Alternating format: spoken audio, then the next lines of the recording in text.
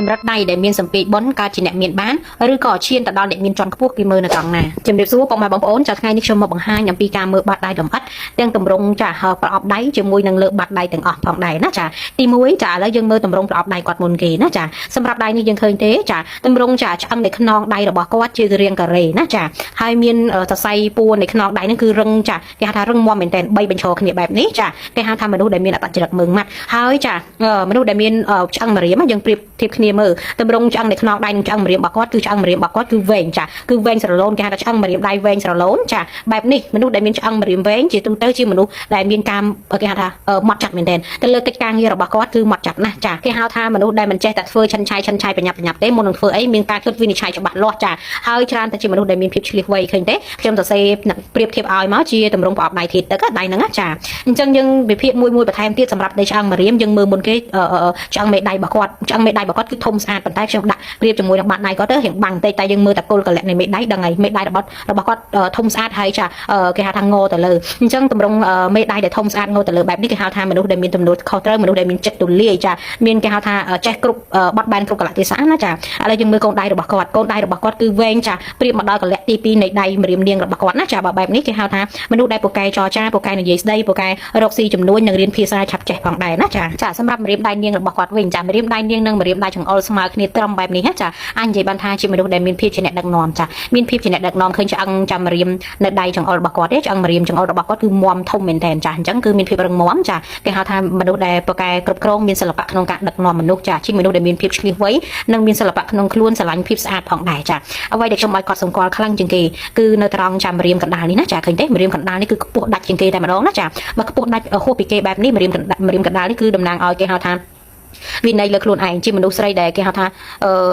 ាមានអត្តចរិតរំទុំហើយមានវិន័យលើខ្លួនឯងបើដាក់គោលដៅធ្វើអីមួយគឺគាត់នឹងធ្វើដល់បានសម្រេចឬក៏អាចនិយាយថាគាត់និយាយឲ្យដឹងធ្វើមិនចេះតែនិយាយចានិយាយឲ្យគឺដឹងធ្វើនិយាយឲ្យគឺមានសកម្មភាពហើយរាល់កិច្ចការងារដែលគាត់ធ្វើច្រើននឹងទទួលបានភាពជោគជ័យធំមែនតើណាចាហើយចំណាំមើលបែបនេះងាយទៀតណាងាយដែលមានតម្រង់ចាដៃម្រាមកណ្ដាលរបស់គាត់ខ្ពស់ដាច់ពីគេបែបនេះច្រើនតែជាមនុស្សដែលអាចគ្រប់គ្រងមនុស្សបានបានន័យថាមនុស្សហ្នឹងគឺត្រូវតែជាម្ចាស់ក្រុមហ៊ុនឬក៏ម្ចាស់អាជីវកម្មណាមួយដែលមានកូនចៅឲ្យជាប្រាក់ខែដែលអាចជួយទំនុកបំរុងចាអ្នកដែលធ្វើការមួយគាត់បានចាអាចគ្រប់គ្រងមនុស្សបានលក្ខណៈចាគេហៅថាជាម្ចាស់ក្រុមហ៊ុនឬម្ចាស់អាជីវកម្មទេណាចាឥឡូវយើងមកមើលនៅលើបាតដៃរបស់គាត់ជាក់ស្ដែងចាយើងមើលលើខ្សែជីវិតរបស់គាត់ខ្សែជីវិតរបស់គាត់កោងចាពាត់មេដៃចាបែបឡើងទូលាយមិនសូវជាខ្សែជីវិតដែលត្រង់ដែលចិត្តមេដៃពេកទេខ្សែជីវិតដែលកោងឆ្ងាយអំពីមេដៃបែបហ្នឹងគេហៅថាខ្សែជីវិតដែលពោពេញទៅដោយសេចក្តីសុខមិនសូវជាមានរឿងម៉ងសៅច្រើនទេបើម៉ងសៅក៏ម៉ងសៅមួយរយៈពេលរួចហើយក៏មានសេចក្តីសុខជាមនុស្សមិនសូវលំបាកទេណាចាច្រើនតែមានភាពរីកចម្រើនលឿនព្រោះជាមនុស្សដែលគេហៅថាសេរីនិយមមិនសូវជាមានការប្រកាន់ខ្ជាប់ខ្ជួនអីពេកមិនជាមនុស្សជ្រុលនិយមអីទេចាអញ្ចឹងហើយគឺងាយនឹងអភិវឌ្ឍគំនិតខ្លួនឯងរីកចម្រើនមែនទែនអ្នកដែលមានខ្សែជីវិតបែបហ្នឹងចាសំជាមួយចាគេហៅថាខ្សែព្រះអាទិត្យរបស់គាត់ណាចាខ្សែព្រះអាទិត្យរបស់គាត់ក៏ពិតទៅអ្វីដែលយើងឃើញច្បាស់ចាប់ពីអាយុ50ឆ្នាំឡើងប៉ុន្តែចាខ្សែព្រះអាទិត្យរបស់គាត់តាមពិតចាប់ផ្ដើមតាំងពីអាយុ40ឡើងម្លេះគាត់ថាវាមិនទាន់ច្បាស់ចាអញ្ចឹងអ្នកដែលមានចាខ្សែព្រះអាទិត្យស្អាតណាចាជាទូទៅដំណើរជីវិតរបស់គាត់គឺមានពន្លឺមែនទែនមិនថាមុខរបររកស៊ីឬក៏ធ្វើកិច្ចការងារអីច្រើនតែមានភាពល្បីល្បាញណាចាខ្ញុំភ្លេចបញ្ជាក់មួយទៀតខ្សែជីវិតរបស់គាត់កន្លែងខ្ញុំគូមិញហ្នឹងគឺជាខ្សែខំក្រងអញ្ចឹងជាខ្សែត្រង់ដែលខំក្រងឯខ្សែជីវិតបែបនេះគេហៅថាមនុស្សដែលចាប្រៀបដូចជាមានបុណ្យថែរក្សាបើនិយាយអំពីគ្រូដែលថែរក្សាគាត់គេហៅថាគ្រូបាប់ជាគាត់មានហើយប៉ុន្តែគាត់មានខ្សែបុណ្យមួយតង់ទៀតដែលគុំក្រងឯខ្សែជីវិតគាត់ហ្នឹងប្រៀបដូចជារនាំងរបងការពារជីវិតគាត់អញ្ចឹងជួបគ្រោះបាតុភហេតុឬគ្រោះណាមួយគឺមិនដល់អាយុជីវិតទេគាត់យកឬខ្លួនបានរហូតចឹងណាចាហើយអ្វីដែលសំខាន់ណាចាអ្វីដែលខ្ញុំចង់ឲ្យបងប្អូនមើលគឺនៅចុងខ្សែជីវិតរបស់គាត់នេះណាចាគឺស្អាតមែនតើចុងខ្សែជីវិតរបស់គាត់មានផ្កាឈូកណាចាមានកំពុំឈូកចារីកដល់តែ2ជាន់ណារីកដល់តែ2ជាន់មានន័យថាកំពុំឈូករបស់គាត់នេះមិនហៅកំពុំសំទោសផ្កាឈូកដែលរីករបស់គាត់មានតាំងពីក្មេងដល់គាត់ធំឡើងគាត់ធ្វើសេរីល្អធ្វើបុណ្យបន្ថែមទៀតចាវាឡើងមួយជាន់ទៀតអញ្ចឹងផ្កាឈូកដែលរីក2ជាន់ចាចុងខ្សែជីវិតបែបហ្នឹងចាដែលរីក2ជាន់បែបហ្នឹងគឺល្អណាស់មានឥទ្ធិពលខ្លាំងជាងផ្កាឈូកដែលកំពុំទៅទៀតចាគឺមានឥទ្ធិពលខ្លាំងទៅលើអីចង់និយាយថាគាត់ជាមនុស្សដែលមានចិត្តបុណ្យចាមានចិត្តបុណ្យចូលចិត្តជួយយកអាសាគេមាននិស្ស័យជាមួយនឹងប្រធនណាចាសូម្បីតែលើខ្សែបេះដូងរបស់គាត់ក៏បាញ់ទៅរកតួប្រហោះផងដែរចាចូលចិត្តជួយគេមាននិស្ស័យជាមួយនឹងប្រធនចូលចិត្តធ្វើបុណ្យចាហើយក៏អាចបញ្ជាក់ថាអ្នកនោះគឺបានទៅសំបុណ្យពីអតីតមកច្រើនចាទៅសំបុណ្យនេះគឺមិនផ្ដោតទៅលើតែការធ្វើទានទេទៅសំផ្នែកបញ្ញាទៀតផងហើយទៅជាតិមុខគឺគាត់រឹតតែចាដំណើរជីវិតរបស់គាត់គឺល្អមិនជួបទុក្ខភ័យលំបាកដូចជាបច្ចុប្បន្ននោះទេណាចាដោយបច្ចុប្បន្ននេះលុយកាក់គាត់មិនពិបាកទេអ្វីដែលពិបាកគឺគាត